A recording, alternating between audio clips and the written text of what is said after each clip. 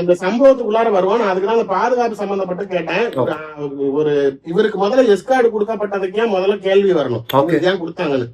அச்சுறுத்தல் இருக்கிற எல்லா தலைவர்களுக்கும் கொடுத்துட்டீங்களா? கொடுக்கல.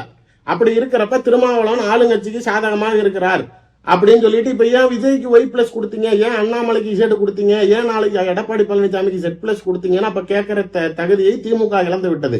நீங்க நாளைக்கு ஒரு போலீஸ் பாதுகாப்பு, ஒரு எஸ்கார்டு சைரன் வச்ச வண்டியும், ஒரு எஸ்ஐ கண்ணோடையும், ஒரு 3 கன்மேன் நாளைக்கு பிசி கொடுத்துட்டாங்கன்னு உங்கள் சமூக மக்களை மறந்துட்டு, நாளைக்கு நடக்கக்கூடிய அநீதிகளை மறந்துட்டு, நாளைக்கு அந்த ஒரு குளிர் அது சார் ஒரு கிளுகிழுப்பு ஆயிரும். முன்னாடி அவரே அவருடைய வீடியோல தன்னிலை விளக்கம் கொடுக்கறப்பே அவர்களோட என்னுடைய டிரைவர் ஹாரன் அடிச்சாரு. பின்னாடி எப்பயுமே எஸ்கார்டு வண்டி முன்னாடி தான் போகும், அப்பன்னு பார்த்து பின்னாடி வந்துருச்சு. அப்ப கூட அவங்க சைரன் ஒலியை எழுப்பினார்கள். இதுவே தெரியலையா உங்களை எப்படி அது அப்படியே குஷிப்படுத்தி வச்சிருக்குது அப்படின்னு.